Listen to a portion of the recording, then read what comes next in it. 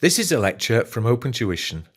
To benefit from the lecture, you should download the free lecture notes from opentuition.com. So let's go through and look at the impairment of assets. This sort of brings to a close a little bit everything that we've seen so far with regards to your non-current assets. So what we've got here, an impairment, I think we mentioned it briefly in the previous session, didn't we, with regards to intangibles, whereby if an intangible has a finite life, so there's no specific period of time over which we get the benefits for, it goes on forever and ever, then we need to subject the asset to an annual impairment review. And the annual impairment review is just to see if the asset has fallen in value.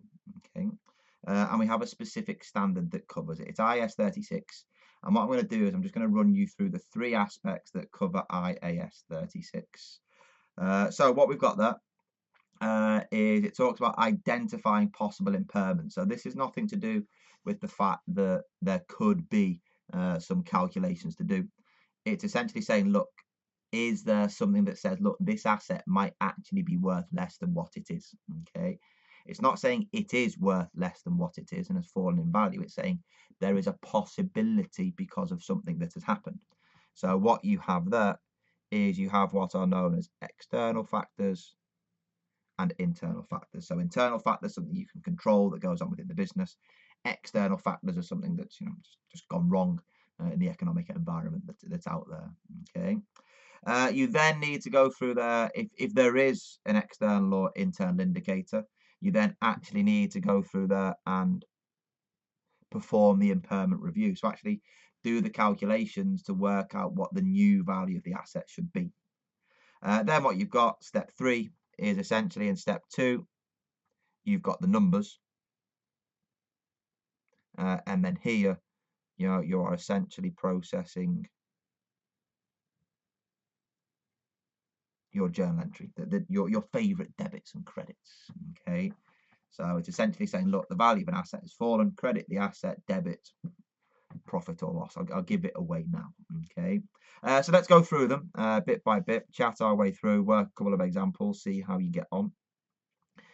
So first one is to go through there and look at the indicators of the impairment. So remember, that this is just something that happens that says, look, your asset may have fallen in value. Now, I think, again, thinking about it from an exam perspective, one, you will need to learn the indicators, and two, I think it's probably a good idea to identify what's an external and what's internal. Okay, and essentially the way I'd look at it is look at the external ones and then think, well, anything else is then internal.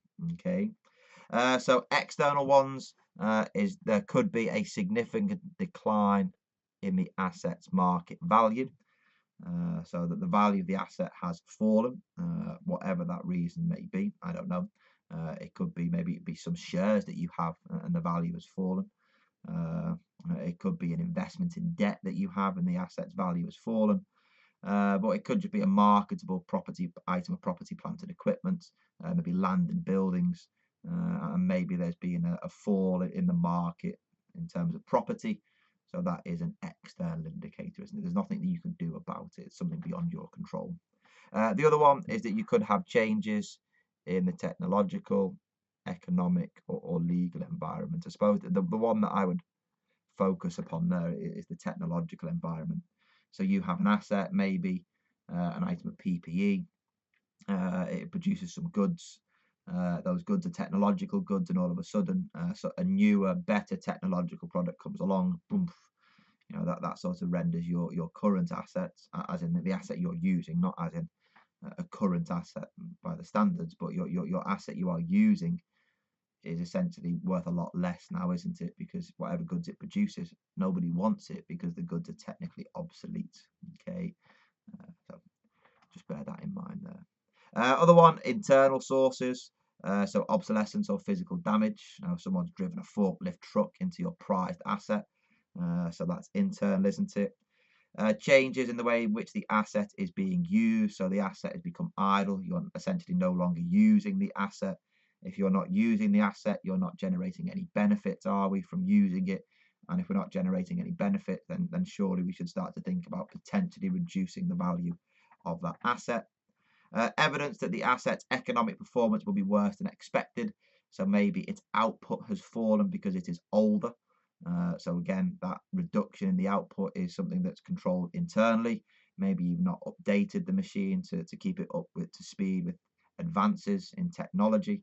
But you know, the reduction in the output again could lead to an impairment review. It's not saying the asset is going to fall in value. It's saying, look, we need to consider whether it has or it hasn't.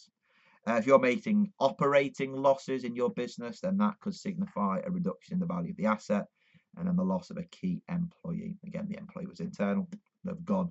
I know they're now external, well, that's an internal factor you could control. Incentivize them, remunerate them well, and they should stay.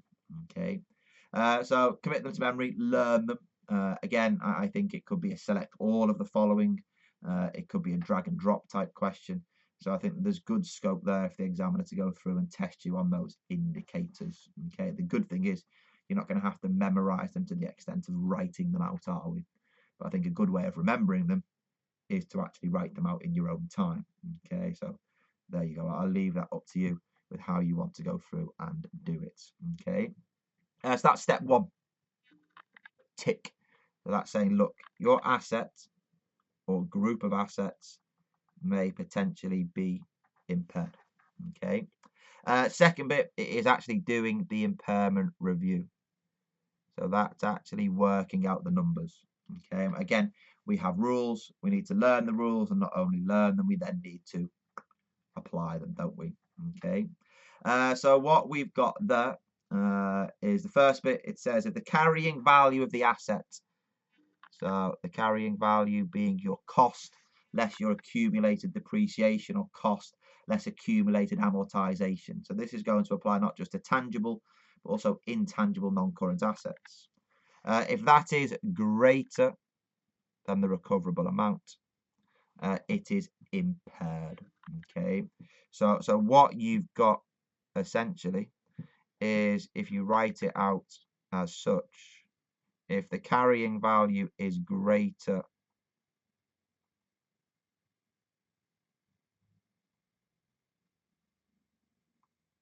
than the recoverable amount, then that asset is impaired. Okay, I hear you asking the question. Do not panic. Do not stress. Okay, what is the recoverable amount? I can hear you shouting at me down the computer. Okay, the recoverable amount, essentially, think of it as the best alternative way of dealing with the asset.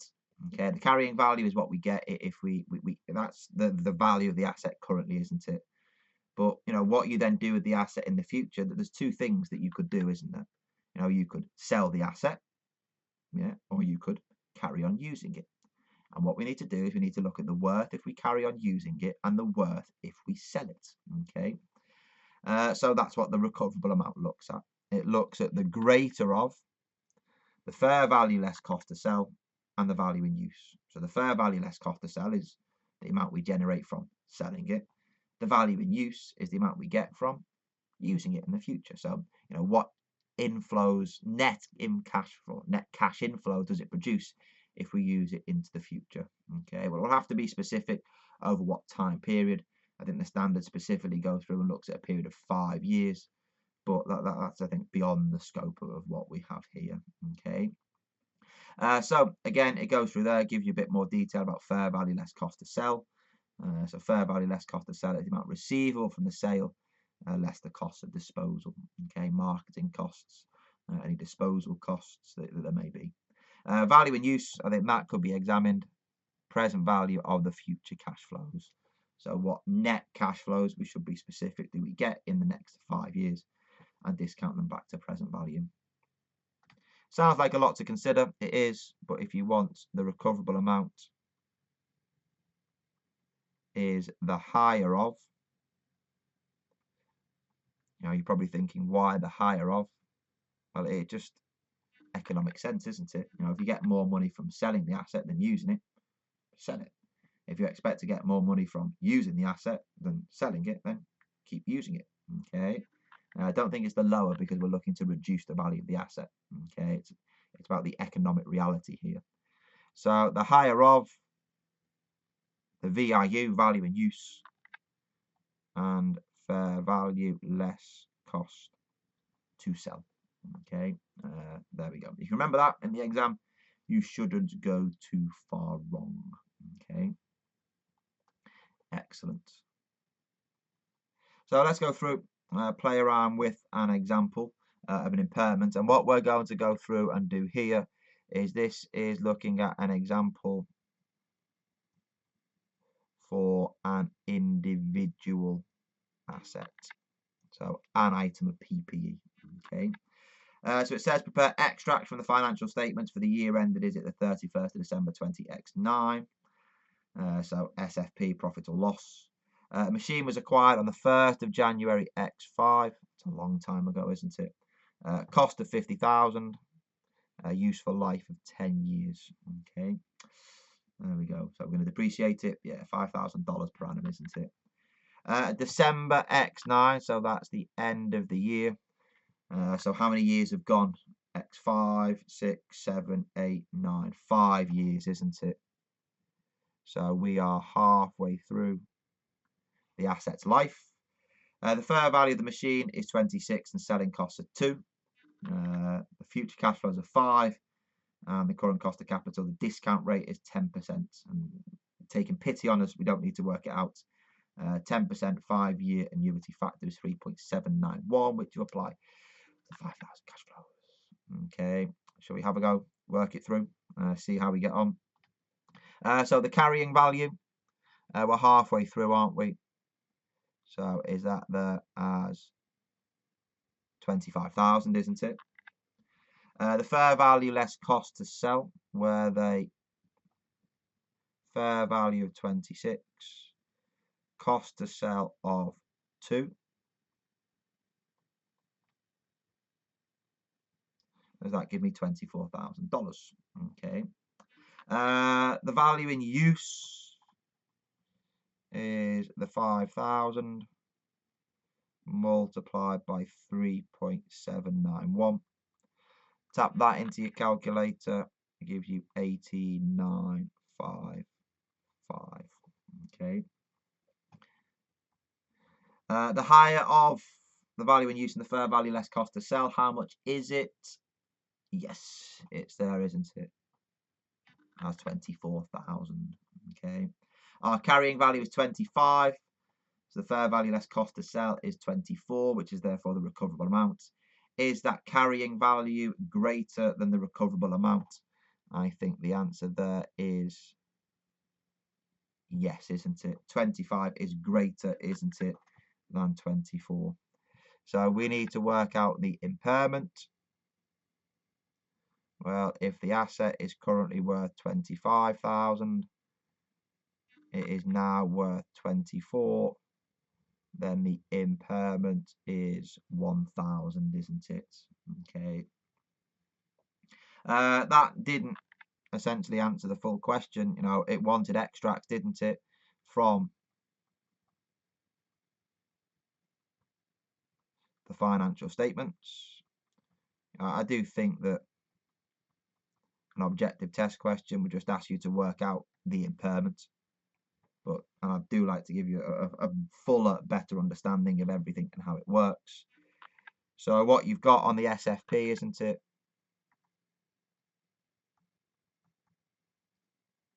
And statement of profit or loss. On the SFP, your property, plant and equipment was that now there at 24,000. We've calculated the impairment, which is 1,000, so that goes straight to profit or loss. Just be careful. Do be aware that the asset will have been depreciated in the year. It cost 50. It was depreciated over 10 years. We're halfway through. So that gave us the carrying value of 25, didn't it? But the depreciation per annum is that 50 over 10, which is the 5. If you're curious as to what happens then in the subsequent years, you've got there, haven't you, now that 24,000. You now go through there, don't we? And take that adjusted value and depreciate it over the asset's remaining economic life. So here is that 5 years. Okay, so 24,000 divided by 5, whatever figure that gives you the figure there, doesn't it? Within next year's and then the subsequent years statement of profit or loss. Okay, excellent. As I said, I think the examinability upon this question is going to focus more on working out that impairment of 1,000, and the way to work it through, isn't it, is to compare the carrying value versus the recoverable amounts. Okay, the recoverable amount is the higher of the value in use and fair value less cost to sell. Okay, work through that example. I think you'll find some similar style examples in the revision kits as you work them through it. Okay, excellent. Moving on, last little bit is recording the impairment. We've already looked at the individual asset, so here we are looking at the debits and credits.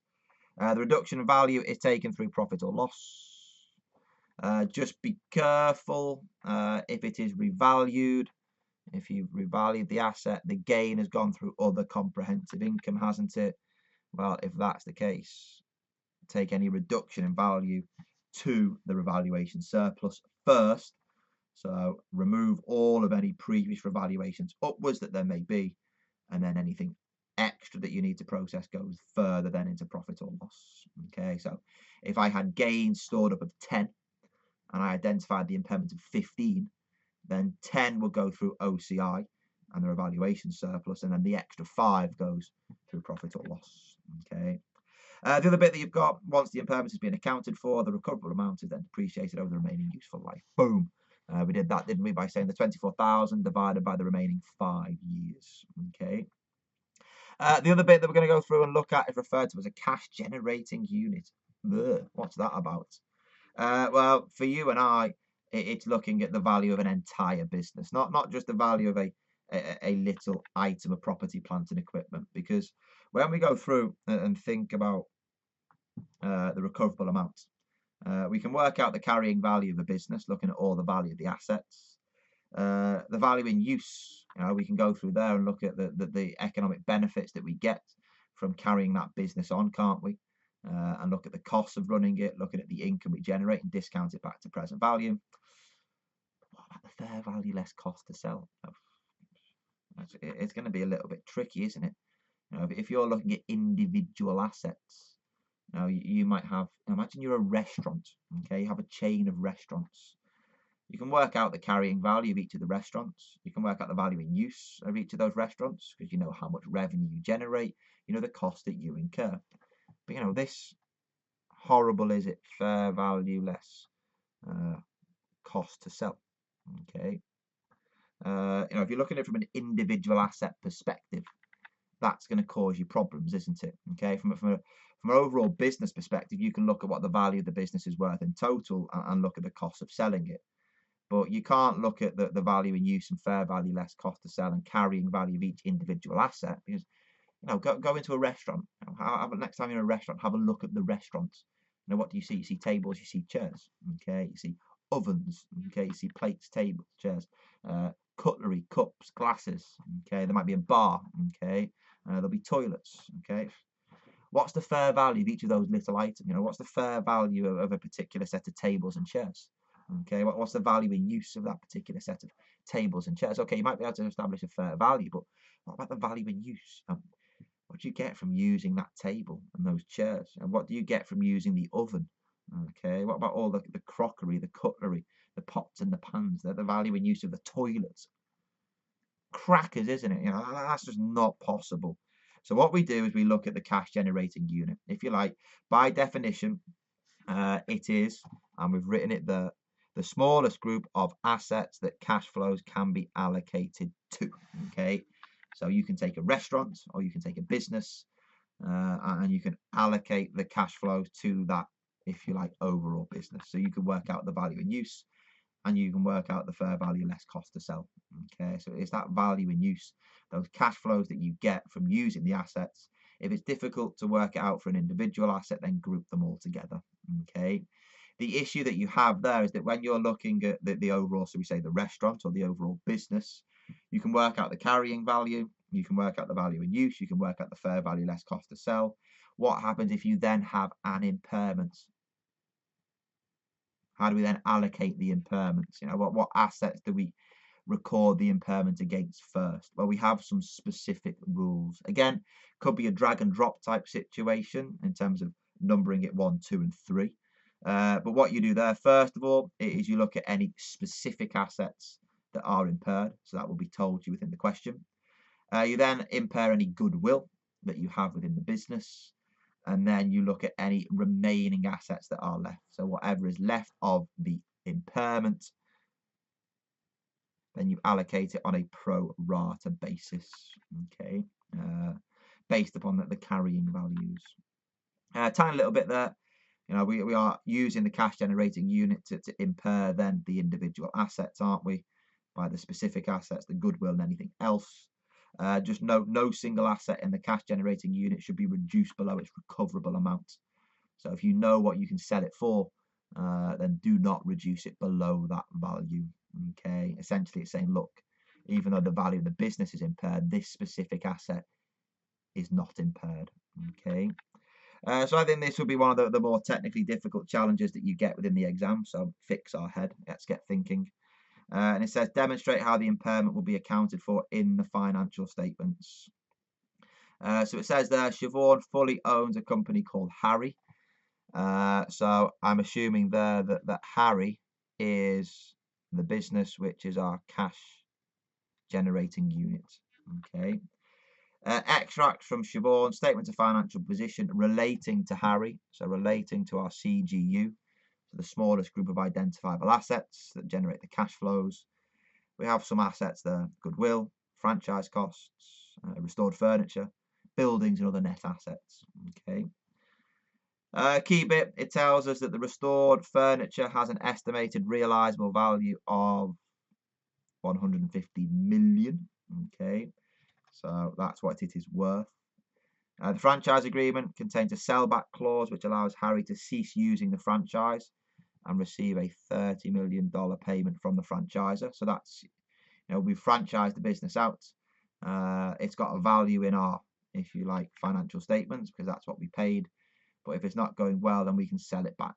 Okay, cease the business, and that's, if you like, what we would sell it back for. Okay. An impairment review at the 31st of March X5 estimated that the value of Harry as a going concern is $250 million compared to Harry's value, is it there, of 370. So it looks, doesn't it, like Harry has been impaired. Okay. So what we can go through and do there, isn't it? Let's have a play around with the numbers. So the way in which I would do it is I would list out what's going on within the cash generating unit. So we've got the goodwill. We have the franchise.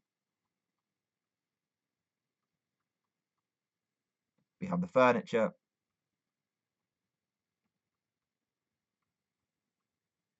We have the buildings and other. Okay. The values that we have before any impairment. So before are 90,000, 50,000. Is it another 90? Or is it 100? And was it 50,000? Totaling that up, does that give me, is it 370? So all I've done is just copy the figures across, nothing spectacular there. I then need to look at a column which calculates the impairment before I then go through there and look at the value of this cash generating unit after, which should, is it be 250,000. Okay, so I think the impairment that we have, the difference between the two, is 120, isn't it? So that's the impairment of the cash generating unit. But how do we then go through and allocate it? Well, what you've got there is, I think the first thing to identify is that the furniture is not impaired, is it? Because it said, didn't it, and I quote, The restored furniture has an estimated realisable value of 115 million. Now, don't start increasing it to 115 million. All that is doing is saying it is not impaired. Okay, so there's no impairment of that asset. We were told something about the franchise, weren't we? So that's a specific asset over which we're told it could be sold back at 30,000, isn't it? So does that go through there and give me an impairment of 20? So of that 120, 20 has been used up. Okay. We then go through and allocate it to goodwill. Okay. Because as we'll see in our group accounts chapter later, goodwill is just a made up number. Okay. So it's made up. Let's get rid of it. Okay. There's no way that we can play around with that. It just goes.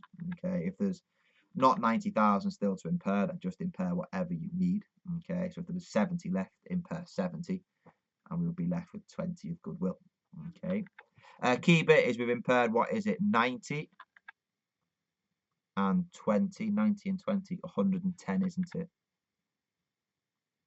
So that's 110,000 that we have impaired. How much is left? Yeah, excellent. 10. So 10,000 is left, isn't it? And that will be allocated to the other assets on a pro rata basis. Blech. Why didn't we pick some better numbers? We've got 10,000 and we're going to allocate it, is it to the 50 and the 100?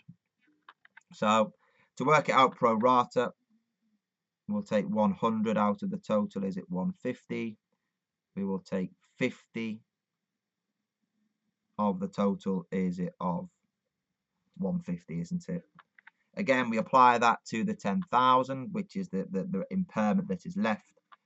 Christopher, what were you doing?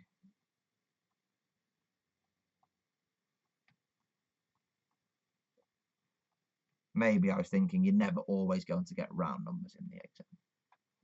Isn't that horrible? Yeah, there we go. But what you've got there, the value of the buildings, I think comes down, is it to 93333? Let's just remove that bracket there.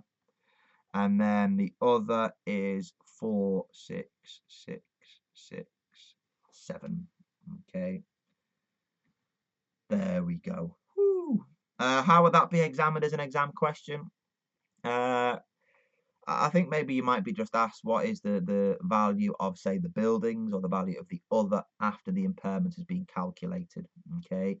And then to do that, you need to go through the various steps, 1, 2, or 3. Now, it could be nice and generous and say, well, look, what's the impairment on the franchise? That might be more straightforward.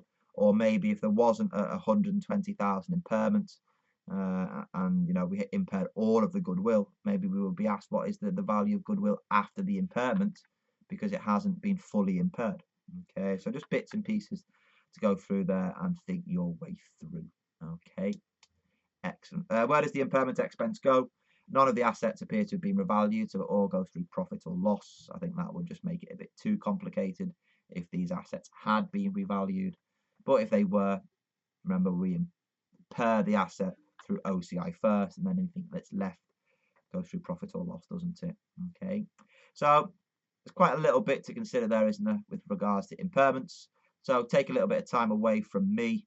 I make sure that you fully understand everything we've done so far on your assets, or the non-current assets that we've seen, both PPE, intangibles and impairments. And then once you've done that, come back and then start looking at some of the later chapters. Okay, good luck.